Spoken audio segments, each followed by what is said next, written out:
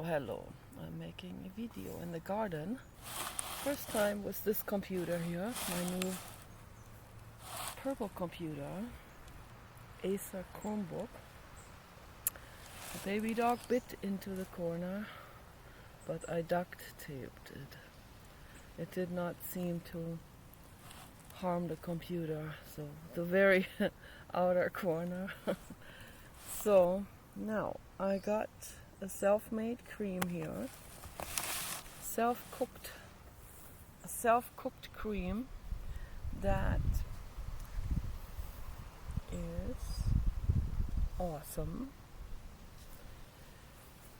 and I made it with it's a dandelion absolute cream by soaking dried dandelions from the garden, from the other house, soaked them in oil for a couple of months, and then I strained out, I took out the dandelions and any kind of grass clippings. I took that out, strained the oil out, and then I put the oil into a ceramic cup together with beeswax pellets, and I melted it on the stove, and I also put diatomaceous earth in it, a lot of diatomaceous earth powder. Mix that together, that's what makes it whitish, creamy, and I let it all melt together on the lowest heat. Okay, you don't want to use too much heat, it could destroy the nutrients. So, and then I filled it up in Rubbermaid Tupper containers, and I've had them now for a long time. I had this now for over a year. Starting to smell a little bit rancid, just a little bit. So it doesn't last forever, of course, but because it's completely oil based, it lasts a lot longer than if it was water based, and I don't use any preservatives at all. So what preserves it the best, I noticed, is when you use a sagebrush infusion made from a sagebrush absolute. Like I did the dandelions, I put dried sagebrush pieces into oil, let it soak for a couple of months. I strain out the oil and I add beeswax pellets, I melt it together, and then I have a sagebrush cream. I made that also from sagebrush from the high desert. It is the ultimate. That in itself, the sagebrush in itself, protects it, preserves the essence, preserves the cream longer than any other plant would do. So it's also the best mosquito and insect repellent that you can get. So it's fantastic. And then if you add some diatomaceous earth into it as well, then that's an even better insect protecting agent, because the diatomaceous earth repels insects, and it also gets rid of insects. Like, for example, if you had, let's say you have a mosquito bite, you put that on the mosquito bite. I had something here that got red a little bit. I put this cream on it and it heals it right up. So I don't know what this is, whether this was a mite bite or what they call ringworm. Ringworm is not a worm. Ringworm is a fungus infection, which happens, one can get infected by walking across very polluted soil. Like, for example, if you look at a property and the wrong people have lived there, like the kind that have 20 junk cars, and you walk across that property and it's like desolate. The soil, it's all trampled and desolate. We have looked at properties like this before. Every time I walk across their lot, I would get a ringworm infection on my ankle. So that also happened to be during the summertime, and I wore sandals, and then naturally that soil gets stirred up. It gets onto the ankle. It can even get through the shoe and then infect your foot that way. But, so, and then of course when you go hiking a lot, you come across different places. The beaches here are already pretty polluted, particularly the hiking paths that go to the beaches, because there are just so many people walking there with their dogs, and that can get polluted with that as well. So it's not pristine. So this is not a pristine. If you want to go to a pristine area, you have to move to a secluded island where no one else was before you. Then you don't have that. So these type of mold infections, they come through overpopulation of humans, including all of these things that are happening now that we hear on the news: flesh-eating bacteria, parasitic infections of microscopic worms that go into people's brains, that kind of stuff, happening because of overpopulation. Okay, it's not fun. It's not. No Christian will talk about it. Not fun. You don't want to experience something like this. I want to keep my precious brain. I don't want an infection like that. It's awful. One woman lost her arms and legs because of flesh-eating bacteria. But not only because of that. They could have used alternative methods. I even wrote to the hospital. I don't even know the woman, but I wrote to the hospital because I didn't want her to have amputations. I pleaded with them. I said, look, you can save her arms and legs. You can use the maggot. They have a maggot technique that has been used in some hospitals, okay, with sterilized fly eggs. Successful, where the flesh-eating wound, where the flesh-eating bacteria have set in, where the flesh-eating bacteria caused a festering wound that didn't heal because of flesh-eating bacteria. It's funny that no one had any kind of antidote to it, no medication that would get rid of the flesh-eating bacteria. I found that funny and interesting that they didn't have that. I would think they probably had something like that. I mean, something like betadine or some kind of saline solution with hydrogen peroxide or something that they can administer all the time and eventually get rid of these bacteria that way. At least diatomaceous earth also, if you just completely drown it out with diatomaceous earth powder, I figure that would get rid of it. And if you pack it up with bentonite clay, you can do that. You don't even have to use maggots for it. But people have used maggots for it, and the maggots have this miracle. Maggots secrete a miracle fluid. This miracle fluid kills the flesh-eating bacteria. The miracle fluids that is pooped out of the maggot's rear end kills the flesh-eating bacteria, believe it or not. Okay, so as you know, maggots are scavengers. Okay, they will eat stuff and what they poop out is pure and pristine. Those are the only animals, worms and maggots, are the only animals that poop out something pristine and clean.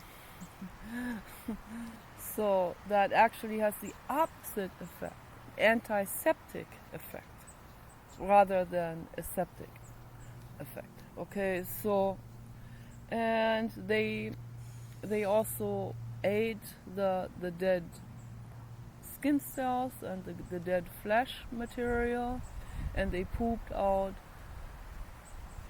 the antiseptic solution to get rid of all of these flesh-eating bacteria. It was took 2 weeks or 3 weeks for the maggots to completely get rid of the flesh-eating bacteria in the wound. The wound started to heal. Then they could remove the maggots. I wish they would have put the maggots into the outdoors somewhere, into a dog poop or something, so that they actually have a life to live, but they probably didn't. But anyway, either way, I'm grateful to the flies. Okay? Either way, they saved one. There was one guy, a biker guy, I think he had an accident. He also got flesh-eating bacteria into the wound, and they saved his leg. So, I mean, that's massive, right? He didn't have any flesh loss at all. So, the little wound that he had, that was somewhere around the knee, that got all healed up, and whatever was scraped and damaged grew back, and nothing serious was damaged. That all grew back into nothing happened. Completely grew back into his natural flesh. Whatever was there, cell differentiation, whatever the cells knew, the cells know how to grow the material specific to the area, completely back the way it's supposed to be. Okay, so I don't even think he has much of a scar. So, I mean, that's a big difference, right? Between completely healing or amputation. I mean, what choice would you take, right? Would you listen to some greedy surgeon? Or do you listen to a holistic approach? It's up to you. So, for me, it's as clear as the sky what solution we take, right? So, okay, maybe I can do it like this here. I did a foot bath today, and I had some mite bites here. I don't know what it was, mite bites or this mold. I have the feeling it was ringworm, but I've been applying this cream every day, lightly, don't even have to put that much on, just like this here, and every day, and it's fading away now. These ringworm spots are fading away, and in the beginning it was itching, doesn't itch anymore now, so it's healing it up. I have to put this on for about a month, twice a day, to make sure that it doesn't come back, and then it doesn't come back. It does not come back. Something imprinted itself into my skin. I wonder where that comes from. That's weird. A little bit like The Exorcist. N-Y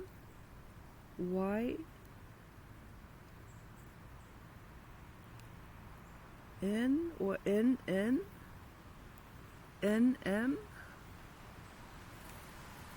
That's weird. Where does it come from? I didn't even...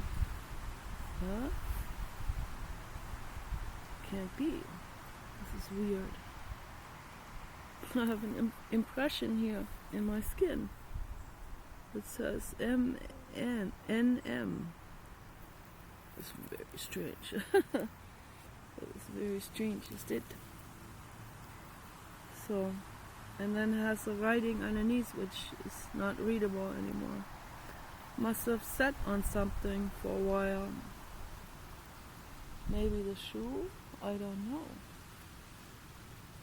I can't imagine where that would have been. Strange. Sometimes strange things happen in the world, okay? They do.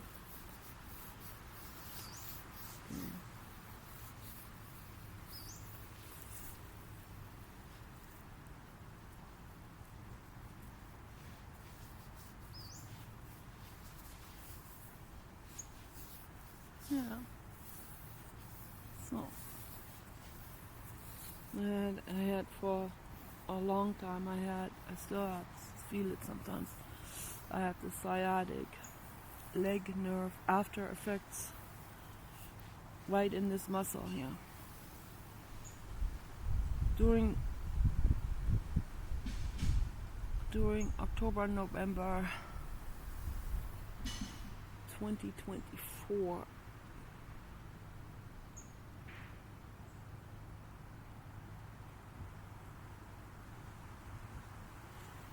I had the sciatic leg nerve problem. It was the worst thing I've ever experienced in terms of fear and in terms of physical pain and fear of this never ending. So that was the worst. And it was in the back of my hips, and the nerve went all the way down through the leg, on the side here, all the way down and into the foot, and it affected this muscle here in a way that I had the weirdest physical sensations I've ever experienced in a muscle tissue right here. And it was so bad, pain in my butt, literally, and then shooting down into this leg here in such a weird way, where it felt like my leg had been put into a freezer and brought out. That's how it felt. I mean, like needles going through, like it was frozen, like icicle needles going through. It felt also. It felt like a zombie. It was absolutely awful. That thing what I had there, unbelievable. And again, it happened. It was caused by two things. I had been on the computer for like 8-9 hours a day, in the dining room on an office chair, hunched over, even just slightly hunched over, but in an office chair, and the room was always a little on the frigid side, so because Paul would not turn the heat up. So that caused me the sciatic leg nerve inflammation. It was so bad, I thought I could not. I ended up in the ICU 3 times. 3 times within 2 weeks. It was so bad. I was helpless. I didn't know what to do. I'm the last person that would go to an ICU. But if I go to an ICU voluntarily, I mean, it must be really bad, right? Really, really bad. People have committed suicide because of sciatic leg nerve inflammation. And it seems to be an epidemic of this now. And the reason why is because people are sitting on the computer on an office chair, which is a physical position that we have not evolved to be sitting in for that long, every single day. Okay. If you do it one day, if you do it 2 days, if you do it a week, maybe a year, right? You may not get it, right? But if you do it for 10 years, every single day, right? You sit in an office chair on your computer or in your workplace in the same position, hunched over a little bit, focused only in your brain, and you don't even pay attention to your body, how your body is positioned, and this is not how your body wants to be positioned. Your body wants to stretch, your body wants to lie down, your body wants to do yoga and relaxation and splashing in water and always stretching and always moving and shifting position. Even at night when you sleep, you shift position, right? Don't sit there in the office chair. But during the day, people forget about the needs of the body. They go on the computer, they sit like this with brief intermittent bathroom breaks or whatever, going to get coffee or something to eat or whatever people do, and then they come back and they sit like this again. And a lot of people have now suffered from sciatic leg nerve inflammation, and some people have suffered from lifelong vertebrate disc problems because of that. Also, all kinds of neurological and physical, just terribly physical problems, inflammations and disalignments and things coming loose, and it's unbelievable. People have, and then they don't figure it out. They go to the doctor. What does the doctor do? The doctor sees an opportunity for making money. They're not going to tell you to change your position. They're not going to tell you. They don't have the mercy on you. They don't tell you to not sit like this anymore, right? No, they'll give you prescription drugs, and then they send you to the surgeon because they make money on you. Don't do it. Don't give in to it. Don't do it. Go holistic. That's what I do. So first I was on some pain medicine because they gave me pain medicine, and I knew right away this is dangerous. Okay, this can get you addicted real fast. The way that makes you feel, these drugs, they have class action lawsuit now going on for people that got severely addicted to it. So it makes you feel like, oh yeah, nothing bothers me anymore. Okay. Not only the pain goes away in the body, but you can't be bothered by anything anymore emotionally. Very dangerous. That's a road to addiction. Very, very fast. This is faster than heroin. Okay, don't go that route. Don't do it. Get off that stuff as fast as possible, which I did. I phased it out very quickly. When I drank herbal tea every day, real strong herbal tea with Pieris japonica. Then I was able to reduce the pain medicine, and then eventually got completely off the pain medicine. I kept on drinking the Pieris japonica. So it's a holistic medication. Holistic means the whole plant essence. Okay, not an isolate, not a chemical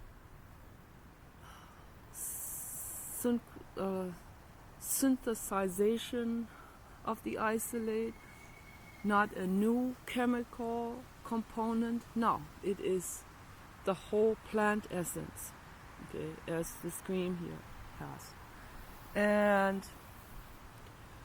made the tea with that. I could feel how good that was for me and also for the nerves. And so then also eventually figured it out. I knew, I can't be sitting like this anymore. Okay, so I cannot be sitting. So I shifted everything over to the bedroom, and when I go on the internet, I lie down on my back. Okay, that is what I do. That is what I do. Okay, so okay. I lie down on my back. And I have a tin header, literally a tin header pillow on my belly that I made out of an old pillow with a mylar, like one of those emergency blankets, mylar emergency blanket, wrapped around several times, several layers around the pillow, duct taped together, then wrapped a regular tarp all the way around it several times, duct taped that, and then I put that into a regular pillowcase and have that on my belly, and have the computer on top of that. That shields me from the computer's radiation of any sort. Okay, so because I could feel I'm paying attention to my body. So a lot of people don't pay much attention to their bodies. So when you pay attention to your body and you feel like, oh, this is causing me some kind of irritation here, on my belly. And then if you get informed, then you can put the two things together and you can say, oh, what if the computer is causing this pain or this discomfort? Okay, so then I have to do something about it. Then I have to make myself a, whatever they call it, Faraday cage pillow, emergency protection pillow, right? Tin header pillow. And then, you are shielded from the radiation, and then you can be on the internet for as long as you want to with wireless connection. Okay? And that works. It works 100%. It works. So it's fantastic.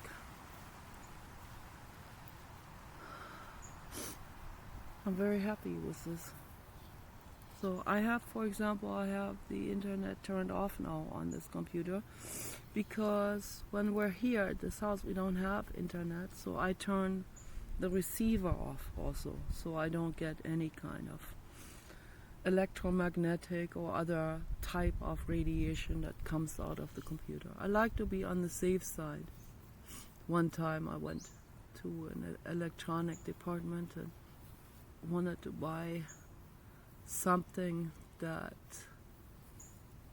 some kind of device that was protecting me from radiation, and the guy should have been very happy and friendly, right? No, he wasn't. He was mad. Guy was mad that I wanted to protect myself from the radiation. He thought I was a nutcase, but it made him mad. It made him so mad. He was so rude. So I finally walked out of the store and ended up not buying anything. If someone is rude to me in a store, I walk out. I'm not gonna battle with that anymore. As soon as they get rude, I'm gonna walk out from now on. Not putting up with that anymore. I don't know what his problem is, but I shouldn't. The customer shouldn't have to be treated in a rude way, right? At all. Not at all.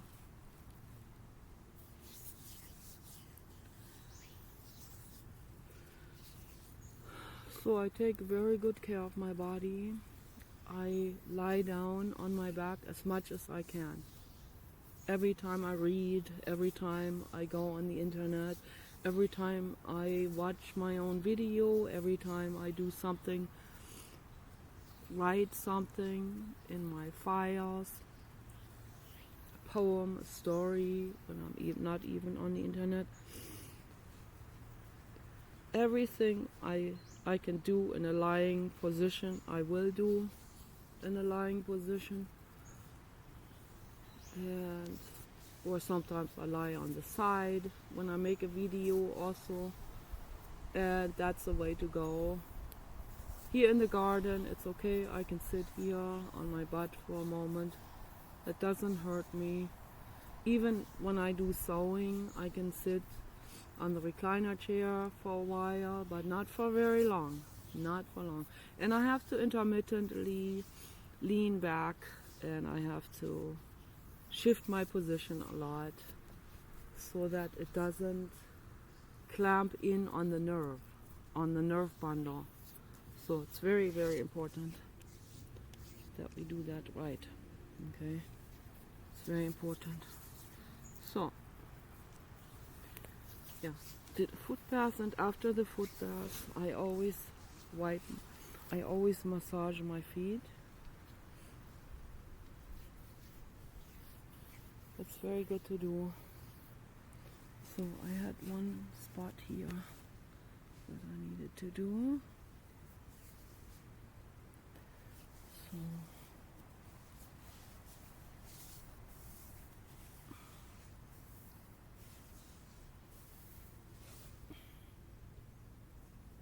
okay.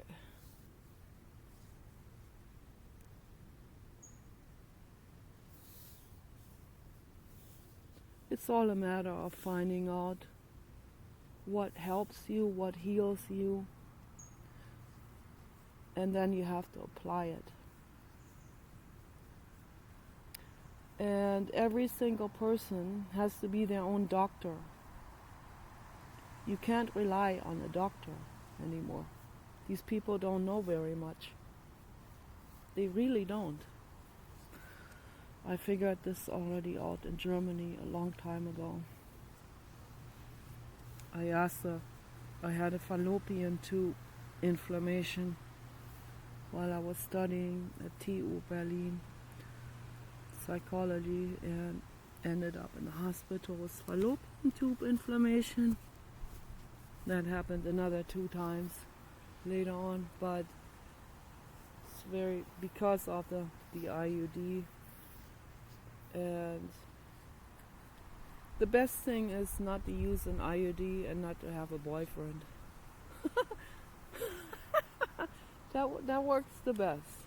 That's the best holistic approach. Unless you want 10 or 20 children, then you probably don't need an IUD. You still can have a boyfriend. But that was not my choice. I don't want children. So, not because I don't like children, because I love children. I care about them, that's why. So, why would I put a child into this uncertainty if I don't have to, right? Put another child, another suffering existence into this uncertainty. Leave him in heaven. It's better. You're better off in heaven. You're much better off in heaven. I talk to them sometimes. I had 3.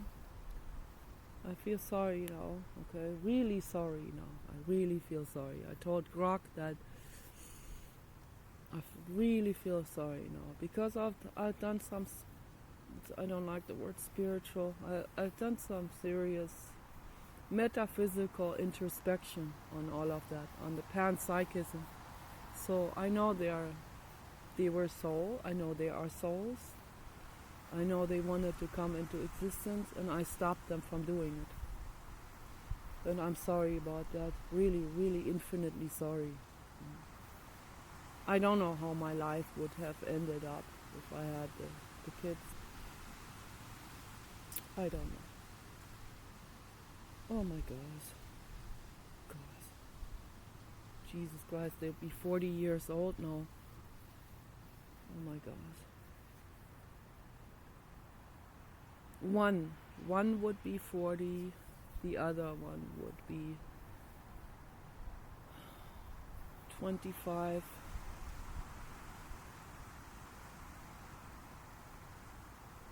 26, 27, something like that. Already time goes by, I tell you. So, two of them while I was 19, of course, one after another happened within months distant, so I could have only had either one of those.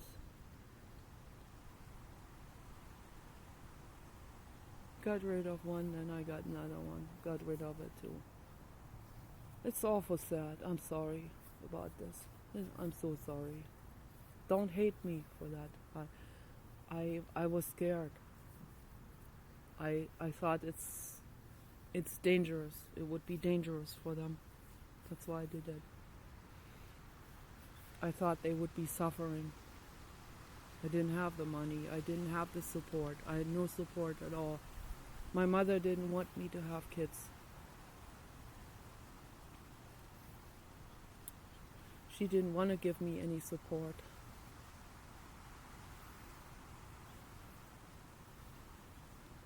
My mother seemed to not even want me. When I was born, she acted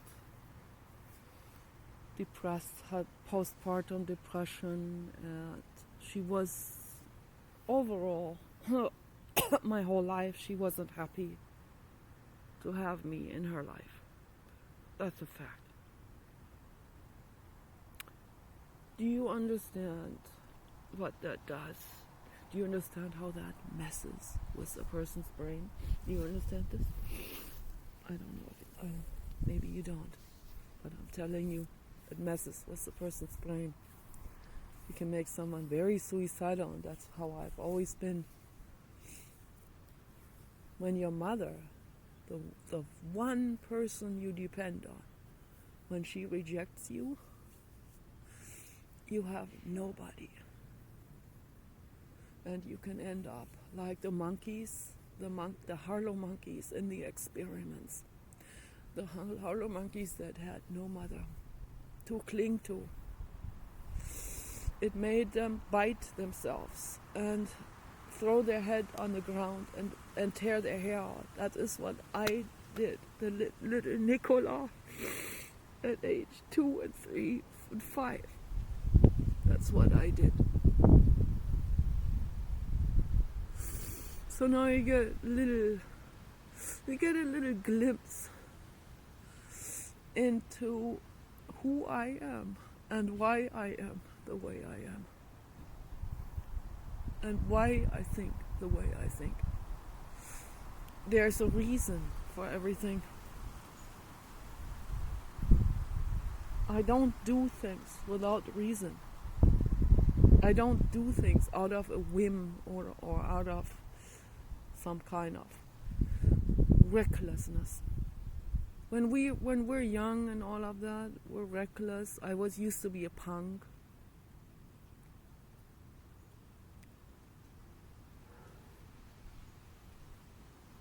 Birth control made me become really badly mentally ill, so I stopped it. Then I still had the boyfriend, then I got pregnant. That's what happens, you know. And then later on in LA, I met this cute black guy with the afro, and he told me he was infertile. So I was like, oh, I'm so glad. Well, he lied. Okay, so don't take someone's word for whatever they say. Don't do it. People lie. And it was also my fault that I believed him. I should not have believed him. I believed him out of convenience, because I didn't want to use all of these toxic, whatever, the toxic materials, the oxynol 9 or whatever it's called. Non-oxynol 9 or whatever. It's toxic. It's a spermicide. It's not good. So I'd rather not use it if I don't have to. None of this is easy. It's not easy. I'm making a video. He probably can't hear me. He's almost deaf. So I'm here, I'm making a video. Yeah. Okay. It's good to get some sunlight on you.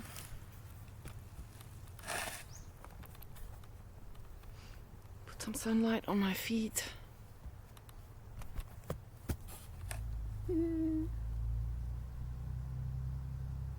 It feels real good. So,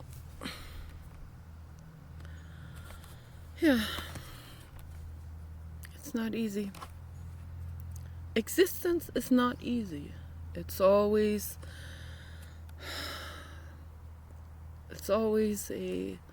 every step of the way, every single baby step of the way is weighing things off, making decisions, trying to figure it out, which is the best way according to this or that situation. If I do this, then I think about the trajectory of it, of that decision. Yeah. Every decision, particularly difficult ones, have a long-term, a lifetime trajectory. If you're an alcoholic, you want to put a child into that world with an alcoholic mother. I used to be. I'm partying a lot when I was 19 and 20, so that was not a good choice to make then. Right? That would not have been the ideal life for a child growing up. I was going to school, high school, and all of that.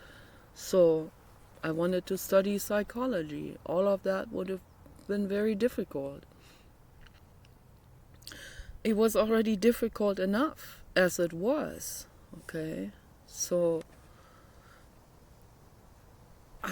when we are young, we think, everyone takes alcohol, drugs, smokes, whatever. Yikes, I've OCD with that now. I don't even want to think about it. Just even the thought feels contaminating to me now. So it's good to get to that other end. It's good to get there. You want to really, really be done with that. Really, completely. There's no going back. Ever. You make that decision, and it's a decision that requires a complete, comprehensive brain approach of understanding that world of dysfunction is not an option. It's just not an option. Don't go there. Go away. Step away from it. Step away, step out, walk away, and don't go back. Seems like the majority of humans need something else in its place. So they turn to religion. Okay. These AA meetings, they take this opportunity to shove religion down your throat. I went to 2 meetings in LA. That was one for some kind of mental illness thing, the other one for OCD. And even those, all of these self-help groups, they have some kind of sneaky preacher that is running it. And the sneaky preacher, and I said, well, I'm an atheist at that time. I'm an atheist, so where does it leave me? What am I supposed to do then? Because he said you have to believe in a higher power. And then the preacher didn't know what to say. Then another girl that was sitting there said, well, just believe in anything and just make sure you believe in something that's a higher power, which is a much wiser thing to say from her. The preacher didn't even know how to say it because it's obvious the preacher is an evangelical preacher, minister. Okay, so to him it's Yahweh. He doesn't even know who Yahweh was, has no idea. Everything is just completely mysterious and diffused. And the more mysterious and diffused these things are that revolve around a specific religion, that the religion derives from, then the more it has a cognitive mental grip on the people. Because if they think, oh, there's this mysterious force that is jealous and doesn't allow me to go to another religion, right? Then that mysterious force can slap me in the face. People have been literally slapped for questioning their religion, but they didn't really question. If they had really questioned it, they would not have had that hallucination happen. And that was a hallucination. Or, it could have been an entity that latched onto this and did it. But people can have a physical sensation just according to their belief. That can happen. Okay, so that's mind over matter. So this one guy, he felt physically slapped. And then he went back to religion. It was a no-brainer, that was clear, right? So yeah, of course. He was slapped back into the religion. That's not how the concept God works. Okay. No, it's a total misunderstanding of the concept God. I'm using this word now just for communication purposes. I don't use that word because that word by itself is so easily misunderstood. I call it Blue God, the infinite cosmos. Is the infinite cosmos jealous of anything? Think about this for a moment. No. The infinite cosmos is completely and utterly beyond jealousy and any of these emotions that animals and humans and reptilian humanoids feel, okay? Or any being feels. In any being that is in a biological form. Okay? So the infinite cosmos is beyond that.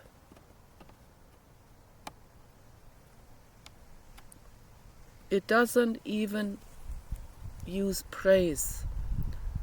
It doesn't use shame, it doesn't use pride, it doesn't use jealousy. It doesn't praise anything, it doesn't punish anything. But it's there for you, unconditionally. All the way. Through your learning experience, in your physical experience. Okay, it's there for you. Trust that. That doesn't come from a religion. I'm a Buddhist, but there are some Buddhist sectations that I disagree with. I'm a Buddhist in a philosophical way. I am not religious. There's some Buddhist rituals that are cute and all of that, but I don't use rituals. I can if I want to. That is not a commandment from the infinite cosmos to use religious rituals. There are no commandments. There is cause and effect. There is karma. Okay, I talked about this in my last video. Don't use the occult for selfish reasons. I have to lie down now for my back. So, there.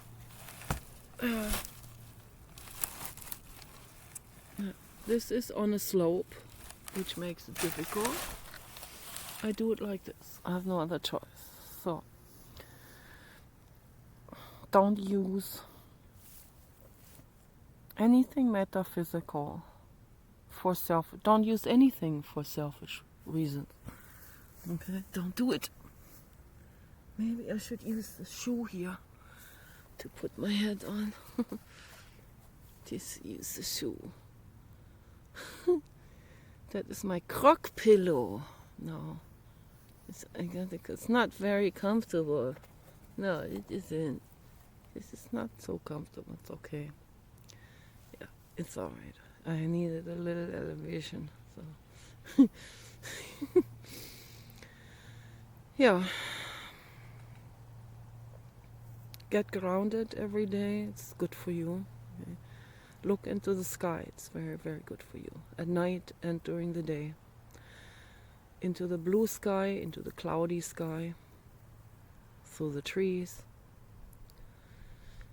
In whatever the situation is, look into the sky. Every day. There's no judgment. No one is looking down at you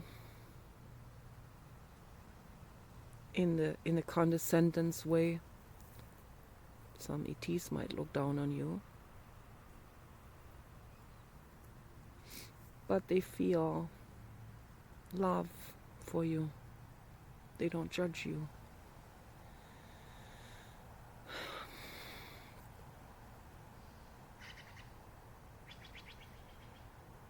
Go into nature as much as possible.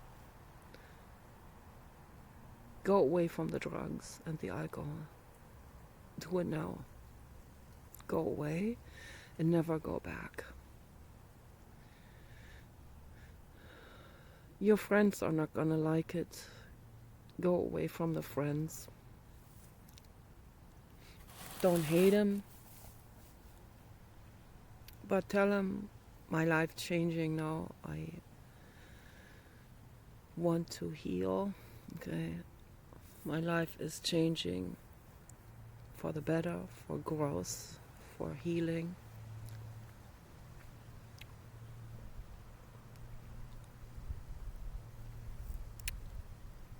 I want to heal. I don't want to be dependent on something anymore. And walk away from the friends. Wish them well. Wish them to heal. Don't struggle with them. Walk away.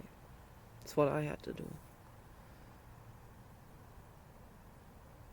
You can still think of them or write them a letter later on. Or talk to them on the internet, but don't hang out with them anymore. You can't. They continue smoking, they continue with alcohol. I can't hang out with people like that. I love them, I wish them well. I can also miss them, right? But I don't miss that lifestyle. That was a phase that I learned from, and I move on.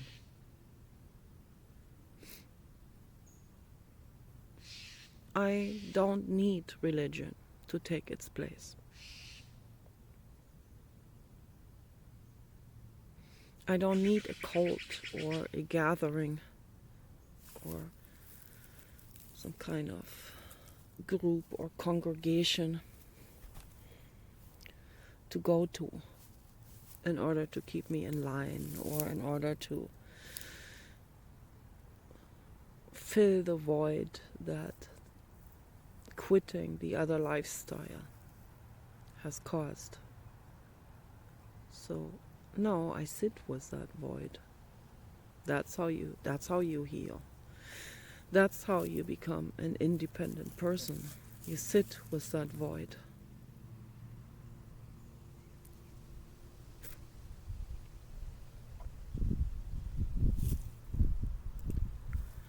It doesn't feel comfortable a lot of times. It feels very uncomfortable, but you sit with it anyway. My brother, he thought he can't do that. Of course you can do that. Of course. Of course you can.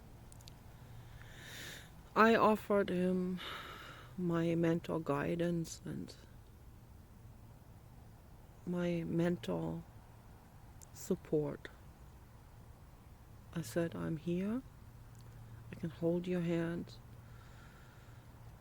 halfway across the globe, right? Hold your mental hand with my mental hand. I am here. I am not going anywhere. You can talk to me anytime. But he just couldn't do it. He had to take this toxic path. And I have to let him do it. Because if someone makes the decision to take that toxic path, then you cannot help that person. Whether that's your brother or sister, parent or child, you cannot help that person. You have to let that person go. When they are over 18, you have to let that person go. That is their soul contract. No matter how horrible it is, no matter where they end up. They end up in a public toilet on the floor with the golden shot. You cannot protect these people. But you must protect yourself. I know it's hard for a mother to do this. So that's another reason why I didn't want the children.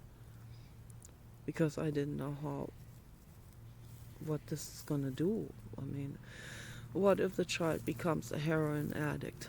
How am I going to deal with this? It will tear me down. They will tear me down with them.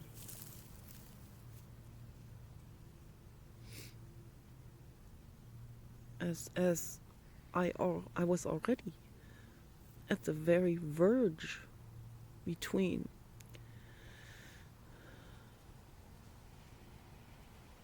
leaving existence and living on this limbo. What would a catastrophic situation like that do to me? But that's why I give you, whoever made the decision to have the children, and your child is now, if you're very unlucky, a drug addict, a heroin addict, I'm telling you, you have the right to walk away, to protect yourself. Your kid is doing this because that is his soul contract. That is what he set out to do. You gave him the chance to do it, to come into existence through you. There's nothing wrong with it. It's neither good nor bad. Okay? That was your decision. It is your soul contract. Now, practice self-protection and walk away. You have the right to walk away. Paul said that he would fight to the bone to save that child. You can't. You can't. He tried to save his mother. He tried anything with his mother. She was determined to eat loads and loads of sugar. She was over 300 pounds. She had type 2 diabetes. He bought her an exercise bicycle. He told her to stay away from candy and told her what food to eat, raw food, plant food, lots of plant food, healthy plants. She was like, man, yeah, no, the sugar, I know my body, I feel the best with real high blood sugar, 400 or something. I feel the best with that. He told her it's gonna cause horrific health problems. He told her, he warned her, he did whatever he could. He tried everything he could to the very last breath she took. He was there every second of his life. He was there for her. He stood up for her. He fought for her. The other two brothers didn't care. His dad didn't care. He was the one. Fought for Betty. It tore him down.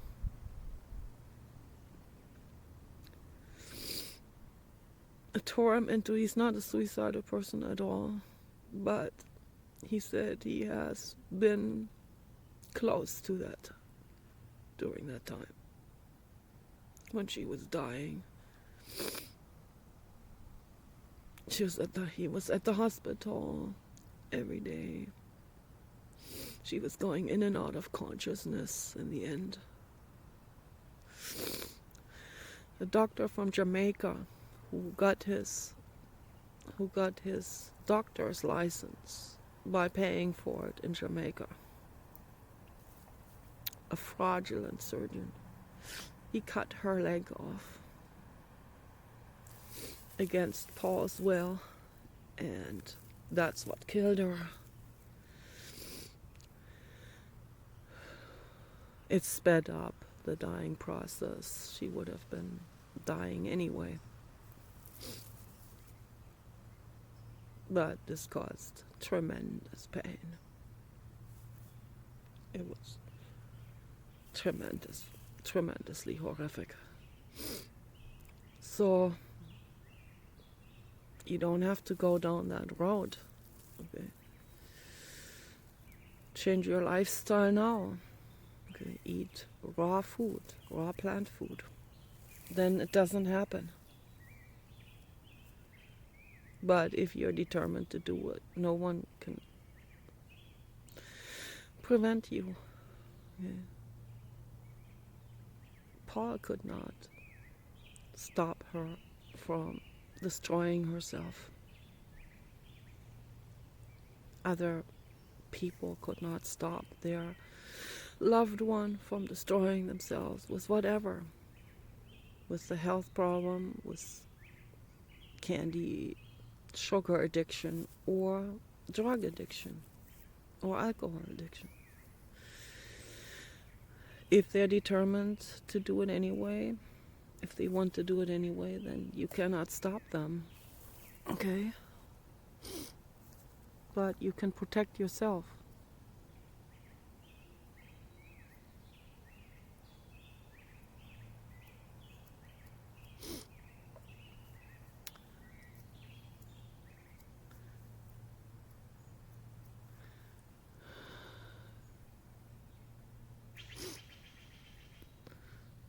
You have to weigh it off, okay? You have to weigh off these scenarios. I can't even imagine what that must be like. Okay.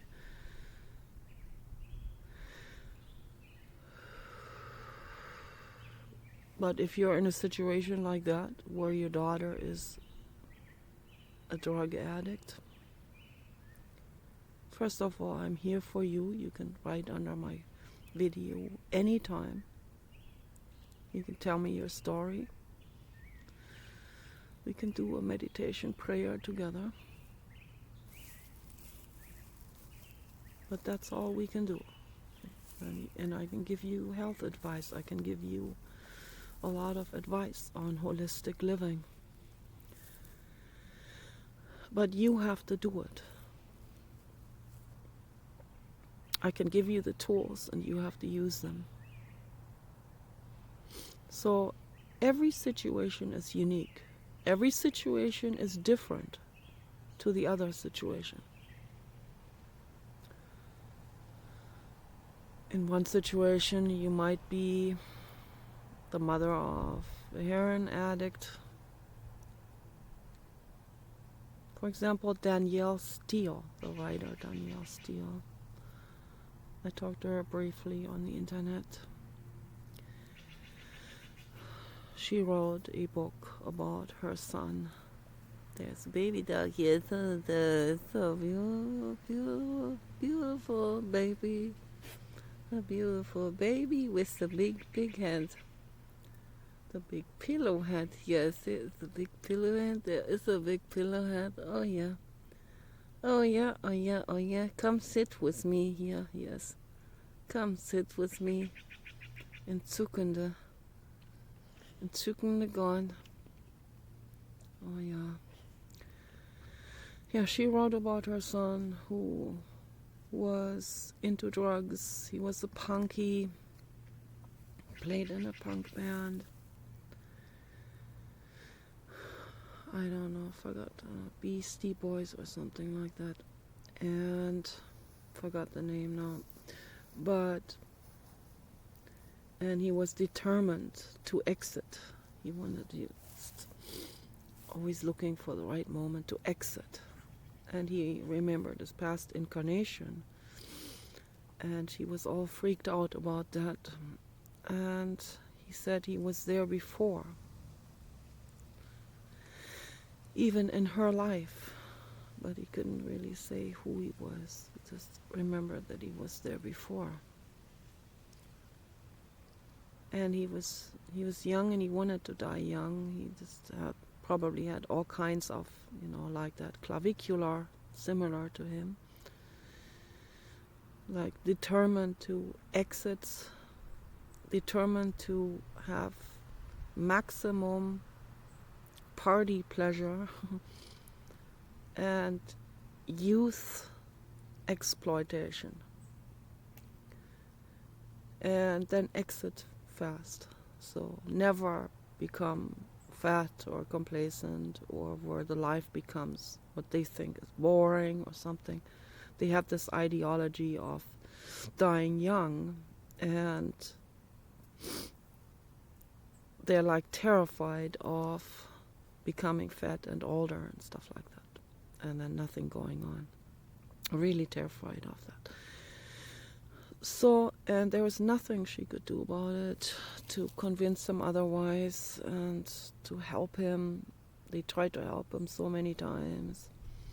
Where he almost died, ended up in the hospital, and then at some point he overdosed again, deliberately and all of that, because he had met a centerfold from Playboy, had the most beautiful night of his life, and he wanted to go with that and not live any further where things could go downhill from there, or the connection to her would end, or he would be getting despaired, or things would get bad.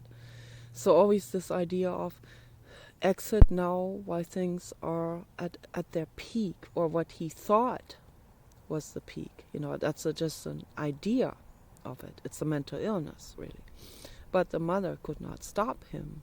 She just couldn't stop him. So after he met the centerfold, the next day he overdosed and they could not save him. That was the third time or so when he overdosed, was a lethal dose. Then they couldn't save him. And he was just in his early 20s.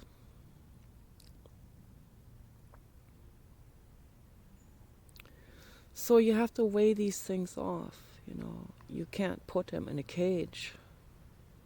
He will do what he set out to do. That's obviously his soul contract, and that is your soul contract. To be in that situation as his mother. nothing you can do about it. There are things that are so powerful. There are powerful elements in our existence, like a storm, or hurricane, or tsunami. You cannot stop that.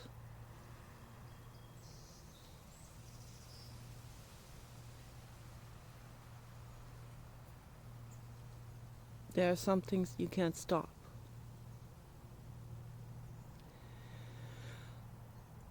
You weigh it off. What is doable? What is inexorable? What can be managed? What cannot be managed? Weigh it off.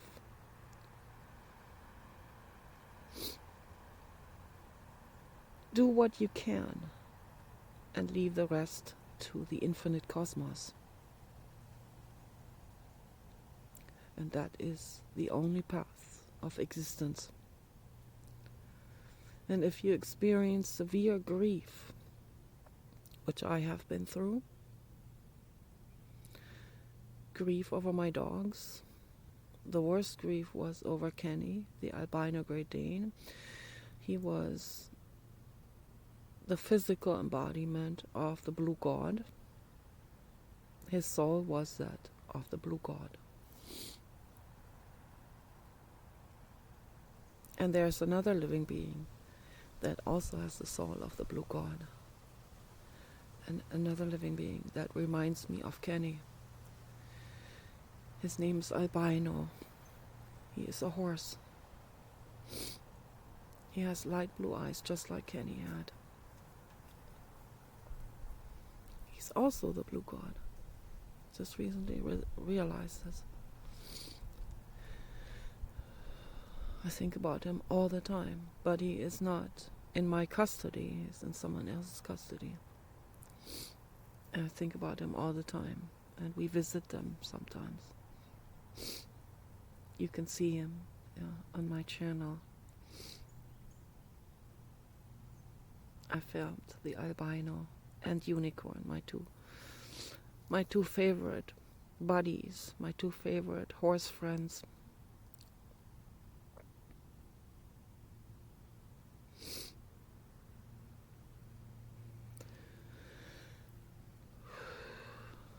They all have their own personality, their own identity, their own character, just like we have. They are people. There are people that want to live, that want to exist, that want to be loved, that want to give love. Every living being is a person.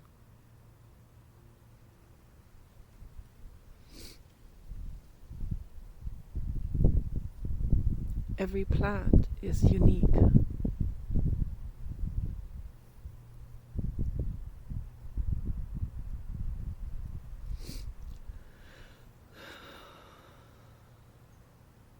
It's beautiful to be in nature. Taking my computer into nature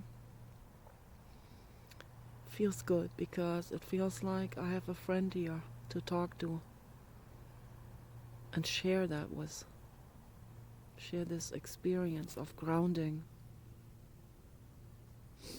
Ground yourself wherever you can find a clean, pristine spot that is natural, all natural.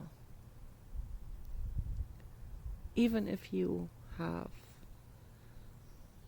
just have a small backyard, you can still do grounding there. And if you live in an apartment, then go somewhere every day where you can put your bare feet on the grass. And if you can't find grass, then put your bare feet on the cement. Wipe your feet afterwards with a wet towel. Or pour